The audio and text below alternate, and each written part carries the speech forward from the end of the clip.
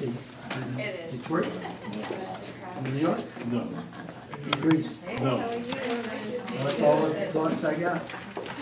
Try Mexico. Good evening to everybody, Good and evening. welcome to Jefferson Township. A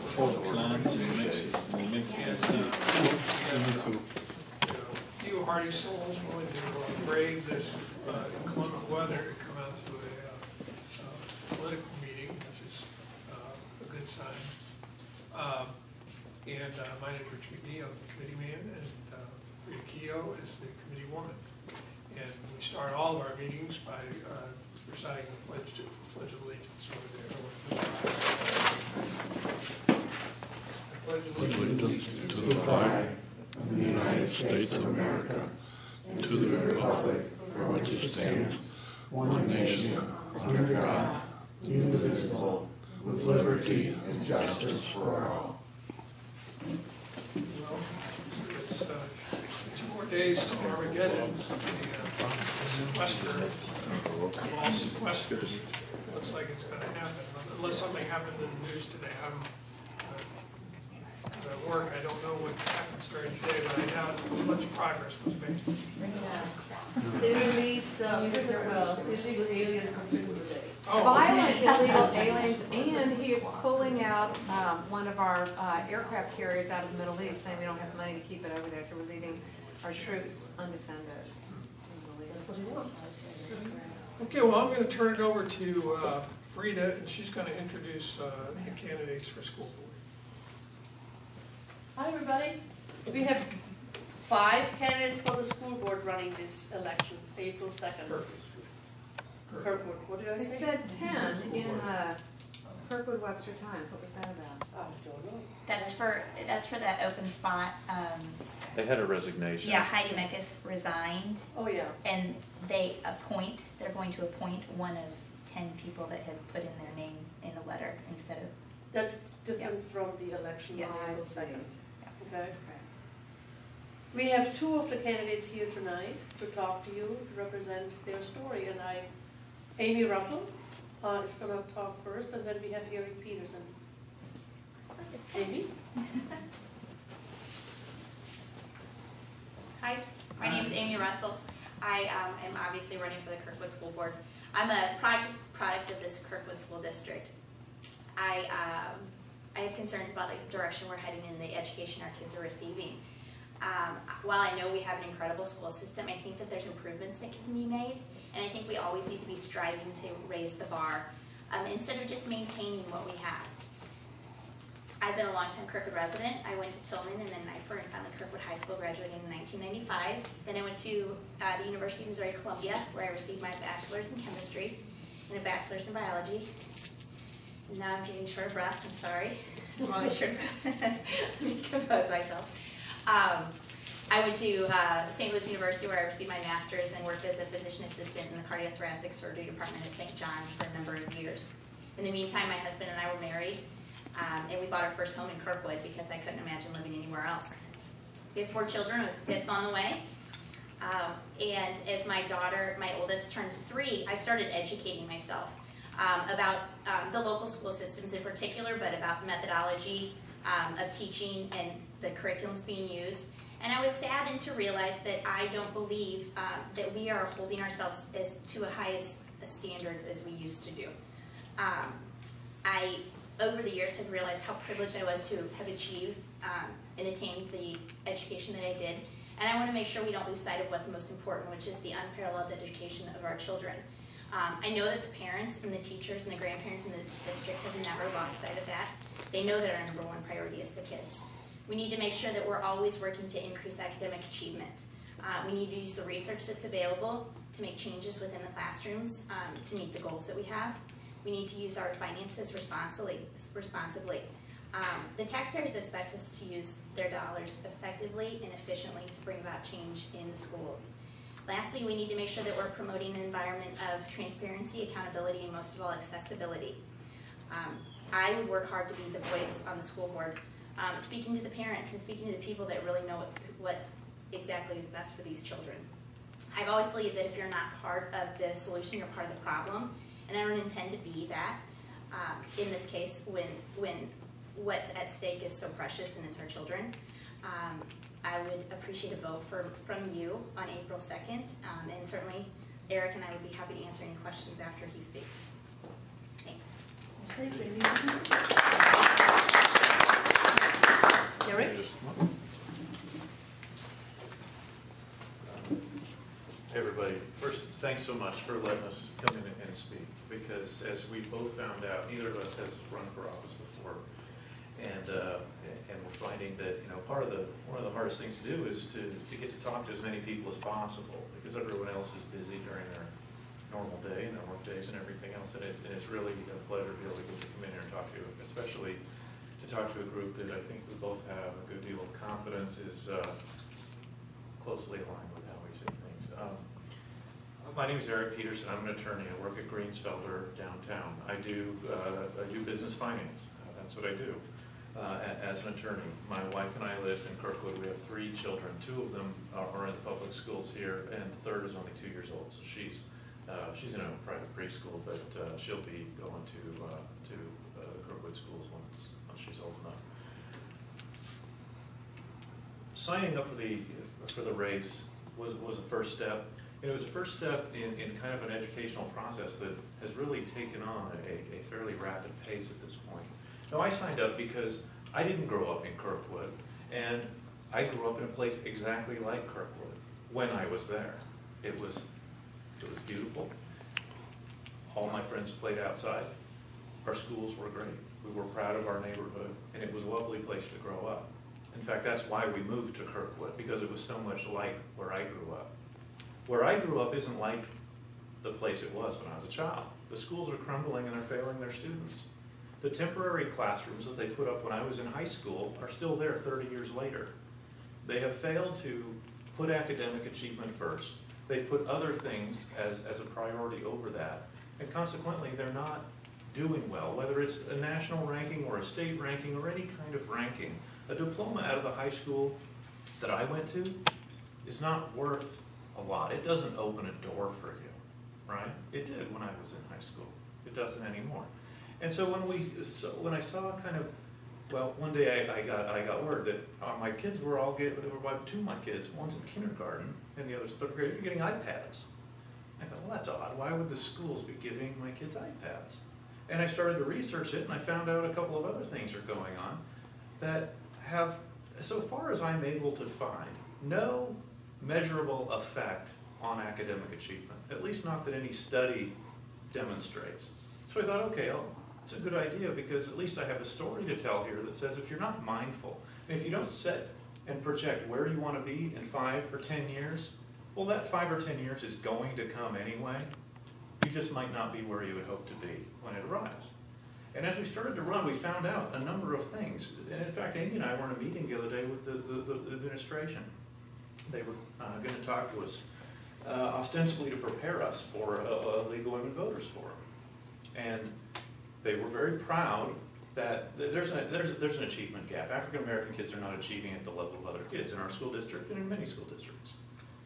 But they were proud to have been able to say 100% are now getting diplomas. And confused me, because I also have the school improvement plan, which I opened up, and I found a page that said, according to ACT, which does national standards of college readiness for schools across the country and has for 40 years, 100% of our African American graduates are not prepared for college. And I thought, well, how can we have a 100% graduation rate and a 100% failure to be ready rate in that same community? And it dawned on me that, well, maybe something's going on where we're actually cheapening the value of our diploma. Now, if we're doing that in that instance, then, and we're doing other things, and this may be just a bugaboo of mine, my kids don't need iPads. I'm going to have more iPads in my house than I have people, because I've already got 3 in my house. My father-in-law's electronics geek. He gives us every old iPad he has, and so I've already got 3 in my house. I'm going to have 3 more. I only have 5 people. No one asked me if I had an iPad before they decided to give me one. So it's those kinds of things. And I say, well, if we have an academic achievement gap, shouldn't that be where we're focusing our energy? Shouldn't we be making sure that our advanced kids can race ahead? That our kids who need help are getting help they need, so they're brought up to speed. And so that every child is met where they are, and we're maximizing academic achievement. And I think that that's where I come from as a candidate for school board. I think that's where I'd like us to be. I don't think the answer is to raise taxes on people in the community. That is a lazy answer to the problems that perpetually will come up. Everything can't be met with, well, if we just throw money at it. I grew up in California. They've thrown a lot of money at a lot of things. Anybody read the news lately about California and how well they're doing? Budget's balanced. No, it's not, you're right. Oh, but the unemployment rate's down. Oh, no, it's not. The unemployment rate's through the roof. In fact, the school that I went to as a boy, now more than half of the kids speak no English. So, not that that's necessarily what would happen here, but the point is, the school board's job is to focus in on preparing the kids, giving them the resources they need to achieve academically, to be ready in whatever path they decide to take. And I'd like to make sure that in anything that comes before the school board, that the test we put it through is that, number one, what's the measurable advancement in academic achievement we can expect from any new proposal? And number two, what is it replacing? Because we don't need to pile one program on top of another in hopes that something works. That's not planning, that's gambling. And I think we should do more planning and less gambling. So anyway, I'm Eric Peterson. Amy and I are both running. We'll answer questions. And if you wouldn't mind, because we're finding a ton of work. If you're so inclined, I have yard signs. We have handouts back there. You can call. You can email both of us. If you have friends that wouldn't be offended by a request to put up a yard sign, we've got more. So please just ask any questions you want, and please do help us get the word out. Thank you.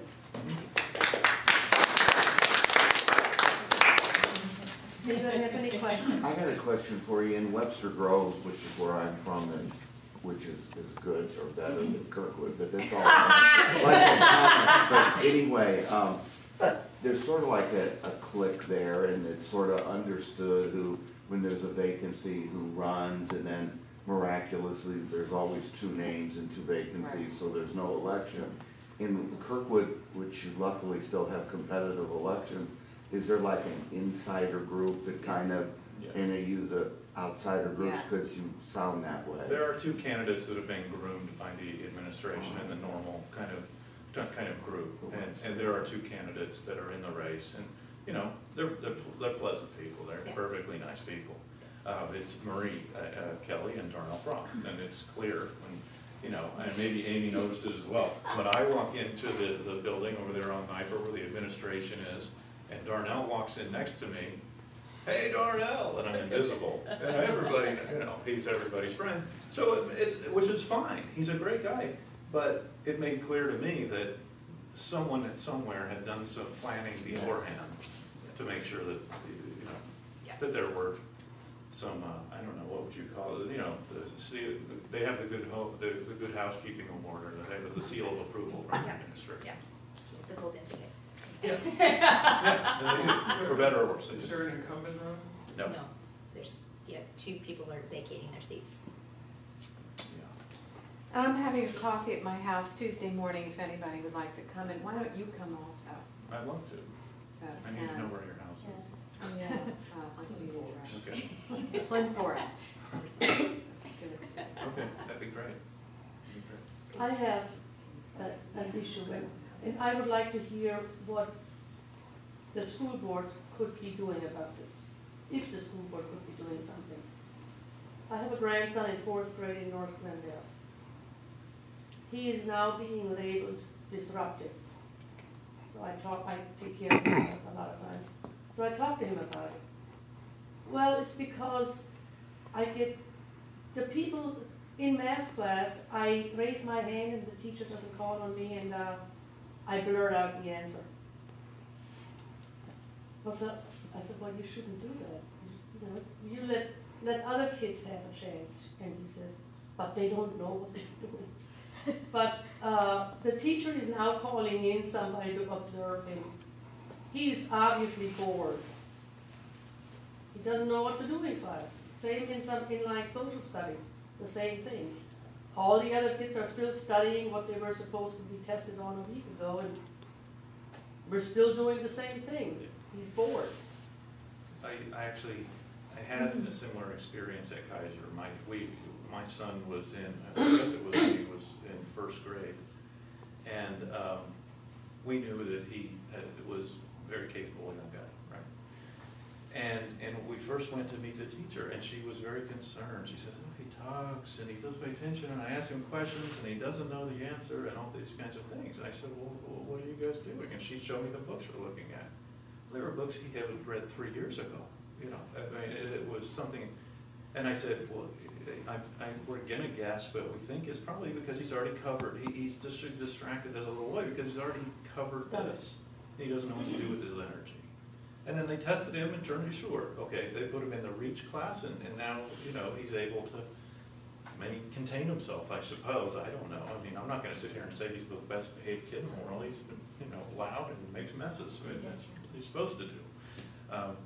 But what we did was talk to the teacher and make sure that they, because sometimes I think the teachers, they have all these kids to look at, and they don't recognize that, you know, for that individual kid, it could be that they just need to be given something more advanced, something to work on. That's, again, my son, they've done that with him even in his regular classes. As they give out the assignment, they'll give him a different assignment.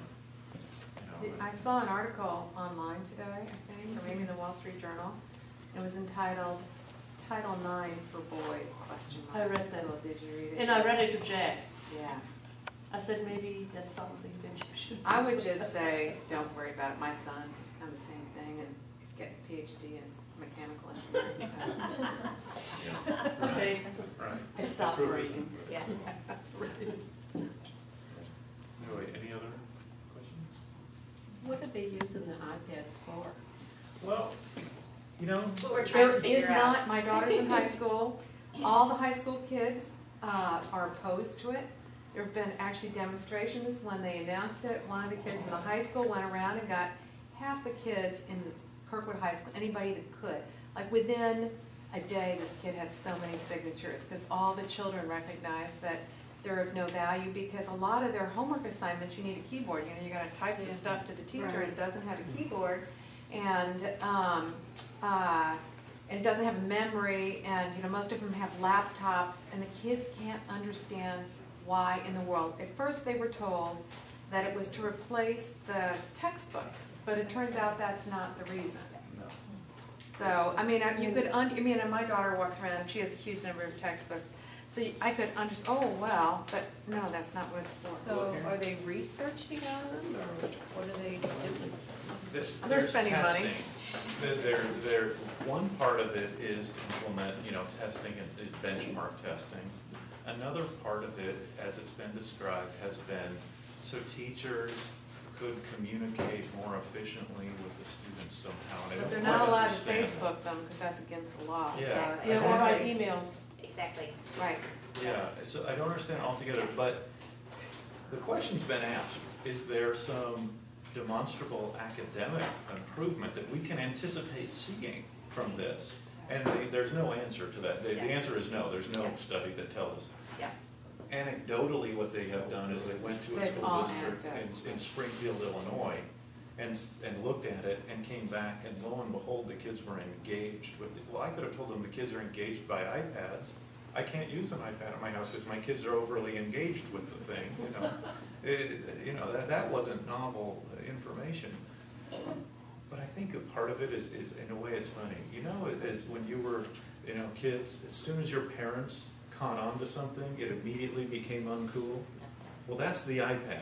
It's already yesterday's news. I mean, And I think part they of it don't is the want kids it. recognize that this is soon to be obsolete technology. Well, and that's my thing, is like, you know, currently Kirkwood High School spends, or not, sorry, the district as a whole spends $400,000 on textbooks a year. And if this is intended to replace the textbook, then it's awful in the budget sense, because we're gonna spend upwards of $1.8 million on iPads for children, which will be obsolete in 2 years. At least textbooks, at least most of them, you can keep for more than 2 years. This is not a return of investment. So I go also for it. mentioned, Yeah. there's also one reason I think everyone here might kind of understand innately, and that is that we have levied in Kirkwood a tax to fund a technology fund. So there's a pot of money that's just begging to be spent on something. I think that's part of it. I think it's, well, you know, we're calling ourselves next generation by buying the last generation of technology. But to us, it seems novel because we're all used to, something other than computers in school. And so, maybe, at least to me, because I can't use them like this, I think, wow, that seems advanced until I go and look into it and I find, oh, the iPad is the old tablet form of computer, and now there are much superior forms out available. Well, you think it might be that the tech department has so much money to spend, and if you do not spend that, they will cut your No, allowance of I don't $1 think a year? they'll lose it because it's actually an assessed It's tax. a 20-cent tax levy that's put into the property taxes. What happens if they don't spend it? Well, it just accumulates. accumulates. Builds up. It's just like the maintenance fund had upwards of $6 million in it when they decided to make improvements to the football stadium, which cost $2.5 million. So, that's debatable whether a capital improvement should be used from the maintenance fund. That's, one of the things that I think people need to question the accounting practices that are going on, so. And if I don't want you to see me and then see a tinfoil hat. I'm not a conspiracy theorist, but I don't think it's impractical or entirely crazy to think, we know that in 2014 or 2015, the school board wants to come back for a tax increase. How would that look if you have gigantic accumulations of cash in these funds? It wouldn't sell very well. You probably might say, we need a tax reduction. Why are you collecting so much money? And hasn't the budget doubled in just a short amount of years? Yeah, I think Double. 15 years, yeah, it's been doubled in the past 15 years. It's just the operating budget, which Oh, well, yeah. was, the operating budget's about $62 million, and we actually run a $2 million deficit even for that after we've doubled the budget, but the overall budget is more like $70 million. But we I haven't think increased our enrollment either. Not at all, So, not in 15. How do you feel about the latest issue that's coming up is the preschool, mandatory preschool? The Kirkwood School District still says, no. That's not No, what we're it's, doing. I think it's in their strategic plan, they It wanna is. do it. They It's wanna in the implement. strategic plan, although the administration has said, we're not really looking into that right now. It's That's one what of they those said things. about full-day kindergarten. They did, yeah. And this is one of the questions we posed the other day is, well, how many kids are coming into Kirkwood currently that have not had preschool? And only 20% of the kids that are coming into Kirkwood currently have not had preschool, which you can surmise is probably either because the parents have chosen not to do that or because there's an issue with finances. The research shows that preschool benefits children that are underserved. Research for children that are in the upper socioeconomic classes or middle socioeconomic classes is great because they get the social interactions they need. And for me in particular, my kids go to private preschool, but it's because I need 2 hours of help during the day, and it's because I want them to go have fun with their friends. It's not because I think it's going to get them into Harvard in 20 years, because it won't. Because we sit down and we read books at night, and we do all these other things which underserved don't necessarily get the chance to do. If mom's working 2 or 3 jobs, dad's working 2 or 3 jobs, they don't have as much interaction. So I think the research is there to prove that it helps the underserved community. And as far as I'm concerned, we should help those underserved kids in our community. We should help them with preschool. We should help finance that. However, I don't think that the 80% of kids that are already going to preschool need to have it fully funded. They made the same argument about all-day kindergarten. Absolutely. Well, It's you the know what's same interesting story. is- And then they just pass it, they don't even put a vote. There was no vote held on whether or not they were going to fund all-day kindergarten and they just did it. They reach consensus, okay? That's an Agenda 21 term. Nobody votes on anything. They just reach consensus. But if they've all been kind of pre-selected by a few people, the consensus is already there because they all have received that golden ticket and they don't want to challenge in the next election. And it's like Webster City Council and stuff. You know what was And really it's done. interesting on Nobody that really point? thinks. I was on the phone just this afternoon with a friend of mine. He's a lawyer here in town. He lives in DePere, but they're in this Kirkwood School District, and he was on our revenue committee, right? And he was explained to me how he was unceremoniously dumped from the revenue committee along with half of the committee membership. And his feeling of that was that, well, there was a certain clique of people, and they just didn't feel the need to have the input from the rest of these normal community Joe types, you know? And so they just cut the number of seats on the committee in half and appointed who they wanted. The And yes so, men. what's that? The yes men. Well, and it's, you know, sitting board members to be who are now on the board. It is, you know, administration staff, principals. This is the revenue committee now. There's 2 or 3 who are not part of that system, but who are supportive. But for the most part, it was, you know, it's administration staff and, you know, current and former and soon-to-be school board members. You know, so. Yeah, and that's the whole purpose of that committee would be getting outside, Exactly. you know, Yeah. and you would think, expertise, you know. Yeah. He actually sent me the letter. He felt it was fairly abrupt. He just got a memo one day that said, "We've reappointed the committee if your name is not on the above list. Thank you for your service." He sent me the memo. I thought, wow. They didn't tell you? He said, no, just got it one day. Oh my God. The same thing happened to Tom Haney. He was on the committee. He was, I think at the time, was one of the guys who was locked off in And this. I used to go to the meeting, Yeah. and they shut it It was the down. only Couldn't go one anymore. you really took the time to do what was You know, every line item. we should all be out there knocking on the doors. Yes. Darn. I have Well, I asked, agree. there's a group that is putting together data on how people have voted in last school board elections. Sorry. I'm going to ask for a list of the people that voted in last February's primary, because those are Republicans, okay? I'm gonna get a list of those people in Jefferson Township and that are in the Kirkwood School District and what voting place they voted in. And when I get that list, I'm gonna find some volunteers and everybody's gonna call those people and say, you need to go vote for these 2 guys. You know, I wish we could get more people out. Nobody knows, like for instance, most people aren't aware that 60% of their property taxes go to the school district. And Catholics don't bother to go vote in the school board election. That's pretty Which is fair. why I was going to send, but now I'm scared to send out an email. Okay. I was Well, we trying- can't do it, we have to wait until the last week before the election. Because the other side is gonna get wind of it and do something to counteract. Right. Well, I'm scared now to, So the last week before the election, we're all gonna be very busy. okay.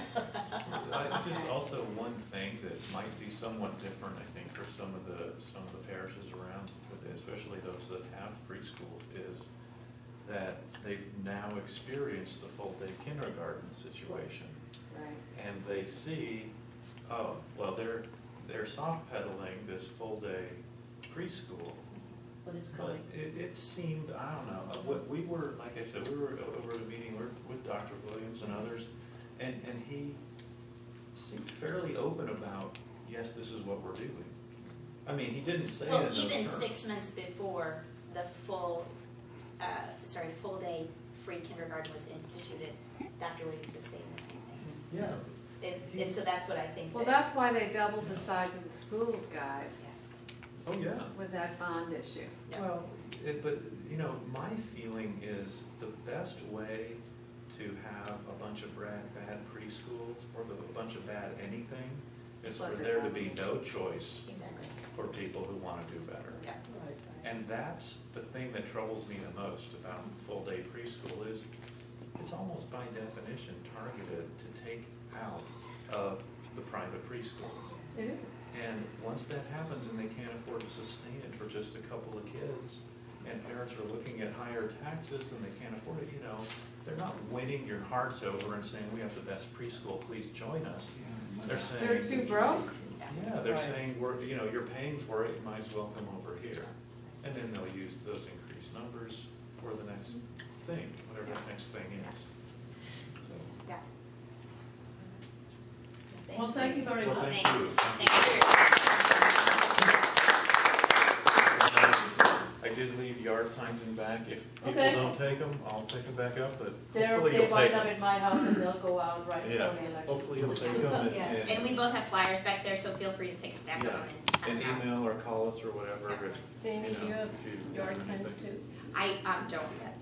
Not yet, but Just- you will. On my Are you going to have? I am. On my cards, I have my website, and on the website, you can just sign up. Just put your address in, and I'd be happy to It's drop okay it if you off. want, ever Thanks. want, and you can call us, but I mean, if they told you what their address is and they wanted yard signs, you That's have a fine. list. Frida can, yeah, she can be a go-to person. I can Yes. take a Okay. bunch. I'll send an email out and tell everybody I have yard signs. Okay, and then whenever they're printed and stuff, we could just, Yeah, that would Let be me just point out to you, Catherine. Hello. Catherine runs a Liberty Bible School in No, the no, no, summer. vacation. Vacation Vacation. Bible. No, it's not a Bible For, school. oh, Liberty. Not Liberty, I'm sorry, I always get that mixed up. And it's for kids that are going to 5, 6, and 7 And eight. grade. And eight. And it runs for about a week? It runs for a week, and we have taken this from a group in Kentucky, and we put it together. And we teach the kids about the founding fathers, very faith-based, and it's basically, we use faith, hope, and charity. And it is one of the best experiences I've ever had. I get to dress up the whole week, it's really fun. But the kids love it, it's a lot of hands-on experience, and I don't know how else to explain it, except that they learn economics. And I could tell one kid really got it when he said, wait a minute, I've done all this work, why should I give her half of my stuff when she hasn't done anything? I thought, oh, you're getting it, you know? Anyway, I just wanted to point that out. that's, Yeah. I have kids, so, you know, It's that's. one, I think we're gonna be doing it out in St. Peter's this year. It's, you know, but I would like to draw it in more into this area. Unfortunately, most of the people that are on this little board and group tend to be way out. So I told them I'd be spending the night at their house. You know what's so interesting is, and this was one of the Board of Education meetings I went to, and it struck me as almost offensive. There was a fellow who stood up, and he made a proposal. And he made a proposal by starting by saying, well, I know I'm on the staff here at the administrative offices, but I'm here today in my capacity as a citizen. Yeah. And I'm going to make this proposal. And his proposal was that we hire, or that we allow, and it wasn't even hire, it was the school districts allow this outside medical testing company to come into the schools and give all the kids heart exams. And I was listening to this and I thought, and he explained it, why it's so important, because apparently, which none of us knew, in Kirkwood, kids are dropping like flies of heart attacks. Well, actually, I can tell you why they're doing it. It's because they get sued if they play a sport. So now most of the schools, you gotta go get the heart exam if you're gonna play a sport. Well, my wife's a pediatric cardiologist, so I went home and I said, he brought this thing up, and he said kids are really, you know, they're just keeling over, and my wife was like, look, there's nothing in any of those exams that they card in who bring them. There's nothing that they can detect without symptoms. And if the kid doesn't have symptoms, that test isn't going to show you anything. Because once he has symptoms is when the malady is occurring, when the problem exists. So testing every kid doesn't matter. But it seemed apparent to me that this particular person probably had some kind of a commission-based deal. Right, economic interest. And so he would have the schools send out notices to this captive audience of parents who would be concerned, and of course every parent's going to pay the $60 to prevent their kid from having a heart attack at recess. And it was just shocking to me that, not that they didn't adopt it, it wasn't that, but that he felt comfortable even making such a proposal.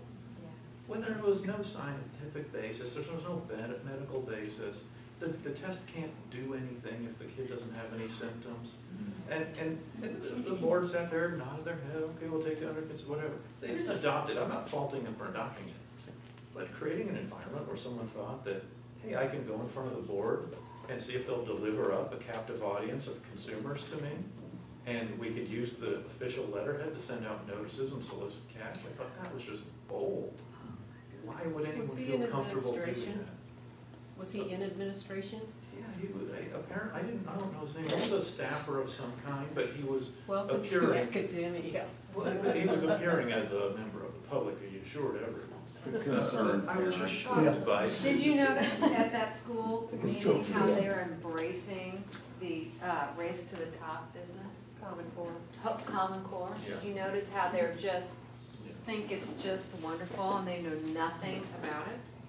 It's, you know, it's a hard thing to discuss with them because you can research something and say, well, this is something I learned. And the response will be, oh, no, that's not true. Well, it's hard to discuss something when you can't agree on the facts, right? So I don't know how do one would address that. According to one of our contacts, it usually comes, the bill is moving pretty forward in the Missouri legislature to rescind it, oppose. yeah. Yeah, Good. rescind it, yeah, so, well, you know. It's a tricky subject because, Yeah. you know, it pits, you know, your natural inclination for local control and parental involvement against your desire for your child to be ready to take college admissions tests. Yes. Well, what I You know, thought was that's what they interesting do. They at create the that conflict for you. meeting, you know, how they were, I think the parents were surprised. I think that created a lot of gray area because the one lady said, well, you mean they haven't written the standards yet? And Dr. Hager goes, oh, well, no, they haven't. And then she's like, well, why'd you sign on to it? And then it was like, oh, yeah, good, you know. Good question. But, you know, It is yeah. interesting. I don't know how, I don't know enough to tell you what a common core is horrible or great. Yeah. but, All right. it- Thank I you. know it's- That's all right.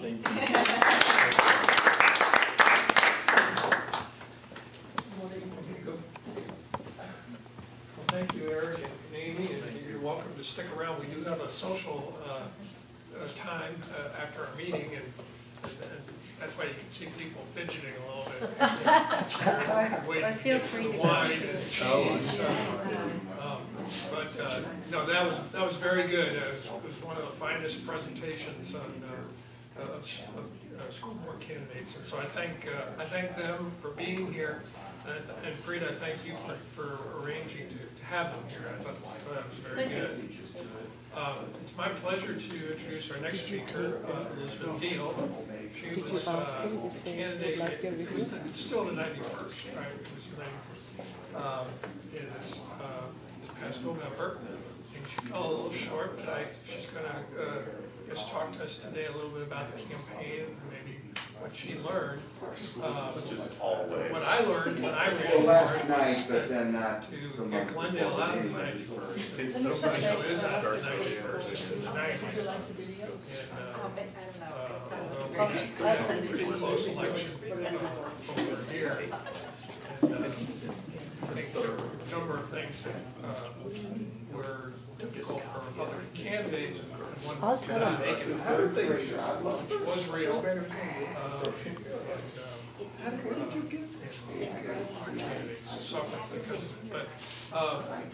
But thank you for coming out this evening, Elizabeth, and without further ado, let's welcome Elizabeth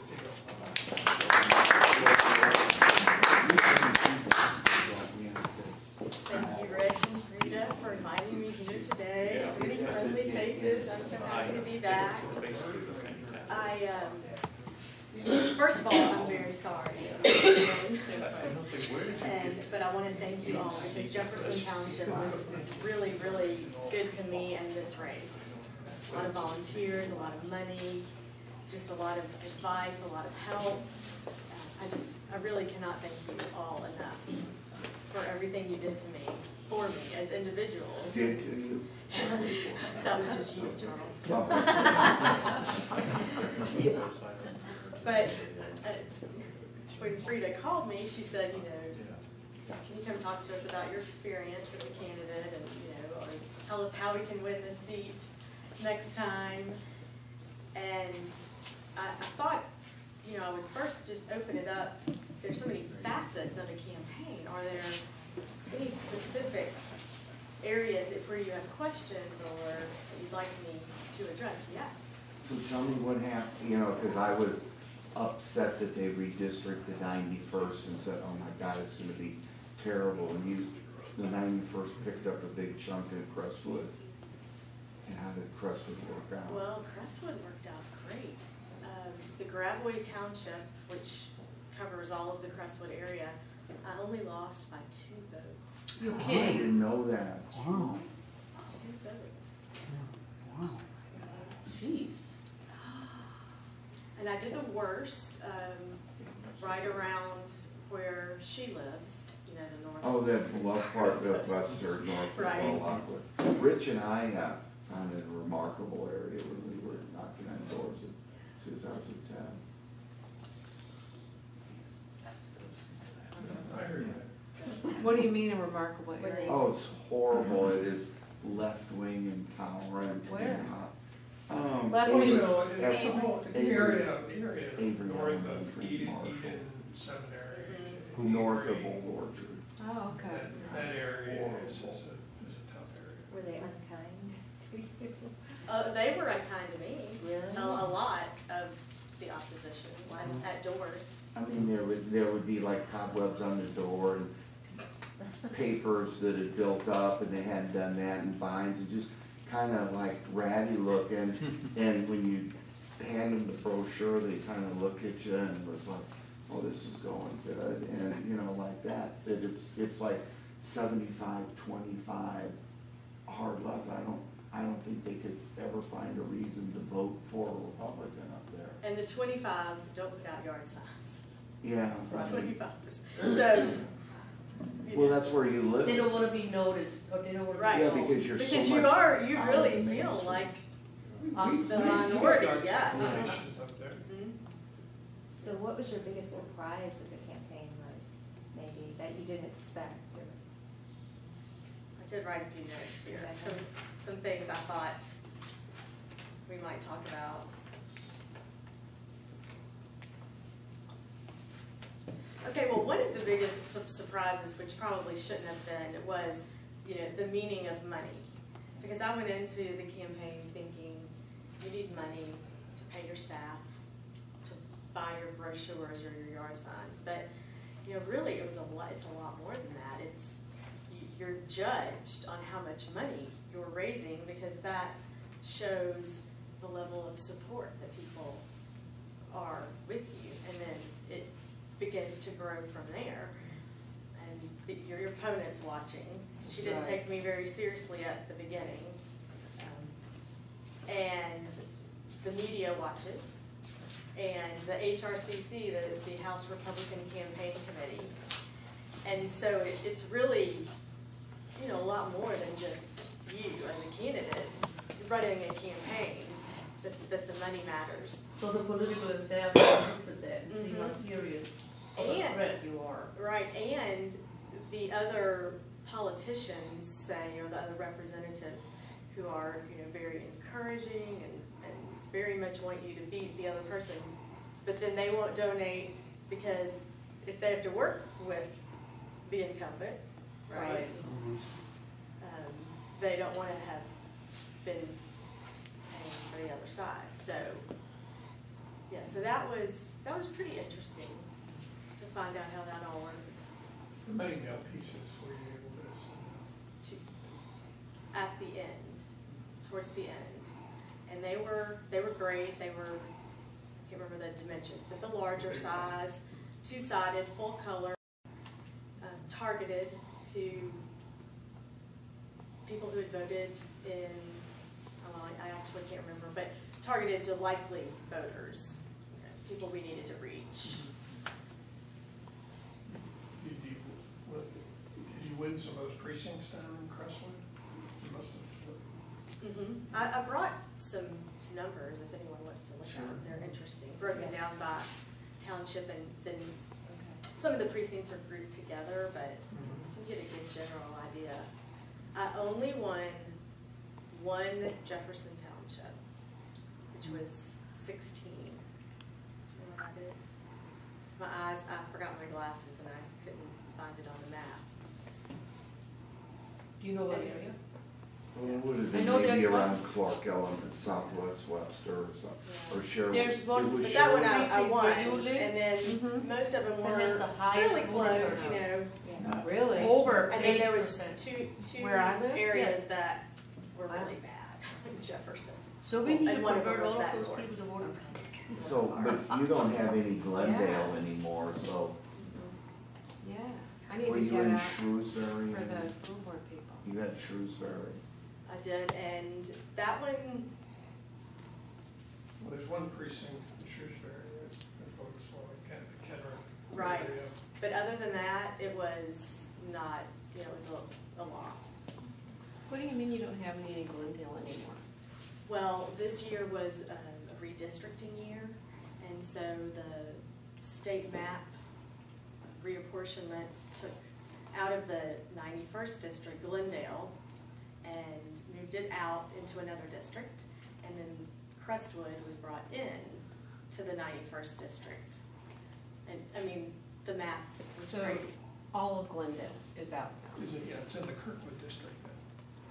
And actually, It's the Kirkwood and Glendale district has some of Webster, has a Yeah. significant piece. So they, yeah, the Webster Groves, which is where I live, Now has three different state representatives. And Rick Stream, who was in the 90s, he just barely won. Yeah, we did. Well, that was Thank a goodness. partially a gift to Todd Aiken. Yes, but, right. No, I heard, that's what I heard, that people going door to door in Kirkwood, were getting people to say, I'm not gonna vote for a Republican after what Aiken said. I came across that, you know, a few He was times. kind of a traitor. So you think you were affected by that? It's hard to say, you know, every race, every candidate is so different. You know, I had so many things, you know, I was an unknown, I was new, she was an incumbent. It's hard to really, you know, call one factor or another Right. reason, I think. How much money did she raise? Did you ever look at that out of curiosity? She spent exactly 3 times as much money as I did. How much? $67,000. That's actually, you know, not, I mean, most of these House races are up around 100. She has spent 100 before. Yes. So she could have spent more if they She had probably. 24 left in the bank. She spent, So she And this is raised the- about 100,000. The other thing that I want to add, if I may, we went back and saw all of her reports ever since she first started. So she cultivated some groups, and by this time, it was easy for her to just send a letter to this union, the nurses, the teachers, even Anheuser-Busch Yeah. has been donating to her for every election and say, okay, I'm running, give me your And the money $5,000 came in, check or $3,000 check. yeah, that fundraising was definitely harder than I had expected it to be. Did you think that you were gonna get money from Jefferson City, more than just a little bit? Well, they were fairly upfront Okay. from the beginning, saying we don't give any money to candidates, and we decide at the end. And they did not give me any money. Period.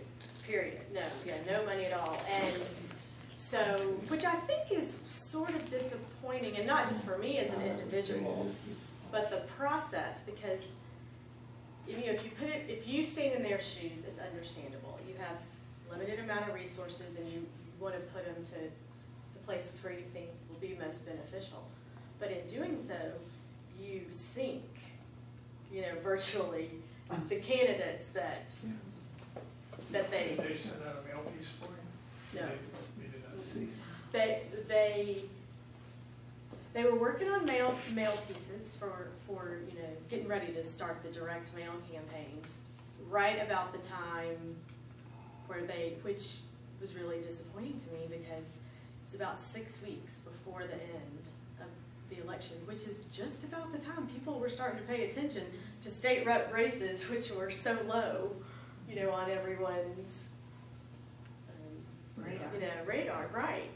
Because I thought we were really building some momentum right about that time, but then they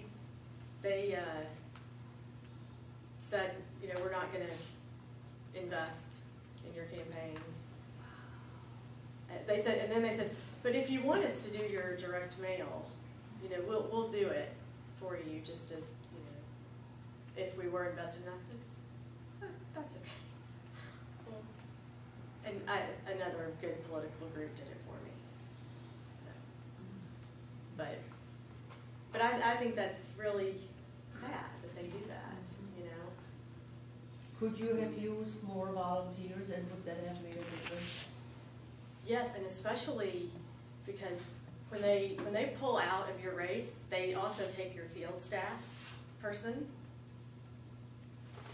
Yeah, so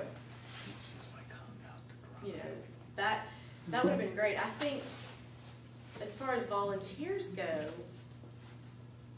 I could have used, you know, just short spurts from one person, you know. 2 hours one day would have been great, because so much ground to cover, you know, so many yard signs to deliver, so many, you know, groups to set up and schedule. I mean, there was a lot of administrative work, really, that, you know, when I was ending up doing it all, you know, I have to do that and door knock, you know. You can't cover it all. So yes, having people, and I had a good core group who spent a lot of time with me, like all day for several days a week. But I still could have used more. Just some, yeah. Okay. And that could have been just me, you know. I don't know how every campaign is, but so many people, by the way, were already committed to other campaigns. You know, when I first got into it, tried to find a fundraiser, oh no, there's none left for just state rep races. You know, they're with the Senate, they're with Congress. Right, we had so many races. Right, trying to find volunteers, you know, mainly they're all with those other races, a lot of them, you know. So resources, just generally speaking, were slim.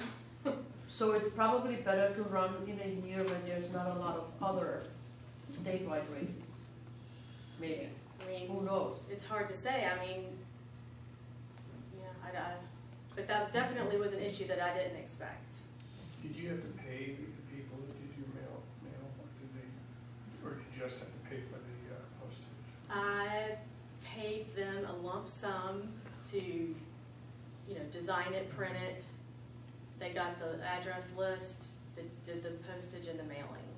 And the guy that worked on it for me and hired, you know, the printers and all that, he did it. He didn't charge me. So, did Kirkton say anything through her surrogates? Was there like a general theme that you were maybe right-wing or inexperienced, or did they do any negative stuff like that just on it? It was interesting. It went like, she's not doing anything. She's not threatened at all, to everything that kept coming into me was, she's getting scared. She thinks that you're a viable candidate. She thinks, you know. And that's all I heard. Where I had heard that, you know, that they can run a not so nice campaign, but. Oh yeah, they do all sorts of phone banking. Yeah, so it's very subtle. It's very, they know what they're doing. Yeah. Was this Kirkland's last race? No. She's got one more. She has one more term. She's not our, well, she's not Glendale's state rep anymore. So what can we do to turn the tides to all this? I was gonna say, we did a fundraiser. Yes, you did. And I mean, And the And you weren't momentum. even in her your district. fundraiser paid for my direct mail pieces. And Ann Wagner and Tim Jones were just fabulous at that part of the campaign, at that time frame. So, I mean, what else can we do Yeah, to get a Republican in there? they say, you know, you just have to knock every door. Well, I didn't get to every door. But you think she did? Well, she's known. Yes, she has that name recognition. Yeah. But one thing the Republican Party doesn't do, and I'm awfully critical of them, and it's never done any good, no matter who I talk to, even though Ann Wagner might be different, they have increasingly blown off the St. Louis suburban area. If you take a look at the inner ring collar or whatever they call it, and they'll fight in West County and some other areas. In Webster Groves and other areas, they basically don't do anything. You're all on your own, which I've had great personal experience in that. And unless there's some permanent organization that's set up in the St. Louis County to identify supporters and give and reach out and help people in school boards and at Elizabeth's level, it is just a further retreat and rot, because the other side aggressively does that. Like, they'll have their union workers knocking on the door. It's tough to fight the union. They'll help Right. the precinct, but there's not a paid group of people trying to identify supporters. So when Elizabeth does it, you're starting from scratch, and the other side doesn't start from scratch. And if you've noticed, we keep losing more and more. You know, we lost the state senate in the South County, and we're getting to be marginalized in parts of St. Louis County, and part of that we can't do anything about. But there's no footprint after the election cycle's over. There's nothing till the next person decides, I'm gonna run, and then they start calling people, and it's like, oh, I don't know if we're gonna do anything for it. The Obama campaign had identified every voter, and they stayed in touch with them and made sure they all went to the polls. In 2010, when Don't Richland, do that. when there was an Obama on the ballot in 2010 and Rich did, they came together to push for Dooley and Carnahan and all that. Even without Obama on the ticket, they had all these institutional resources and effort like that. And we're like, you know, middle-class individual Republicans, and there's not really a collective group that has resources and stays engaged. So Well, and that's like enough the HRCC editorial. group that I mentioned, and there was a headquarters office, you may have been there in Fenton.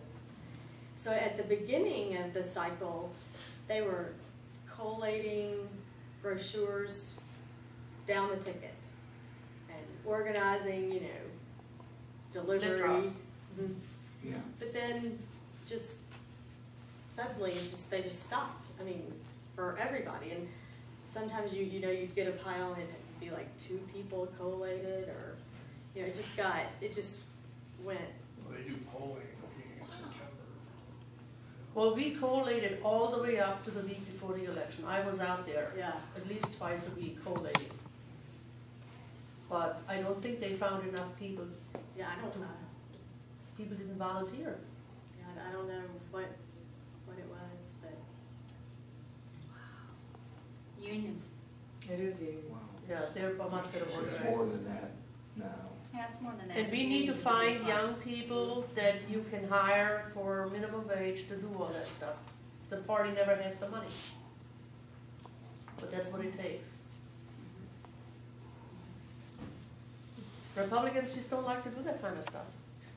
Well, the I don't know minimum why. wage Because under we're working. Obama right now is probably gonna be about $10.50 an hour. Yeah, no, we should all do well with that.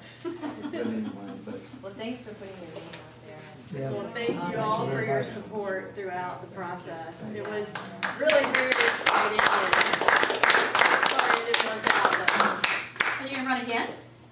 maybe Good. for something, somewhere, sometime. We'll see. It'll be an open Probably. seat No, please do. for years. Yeah. It's an open seat. I think you have something to offer. You might want to try it again. Yeah. Thank you. thank you. If anyone wants to look at your numbers, we can do it over Oh, one. yeah, okay, let's do. Okay, well, we're ready to adjourn to the. Wine. Line of cheese.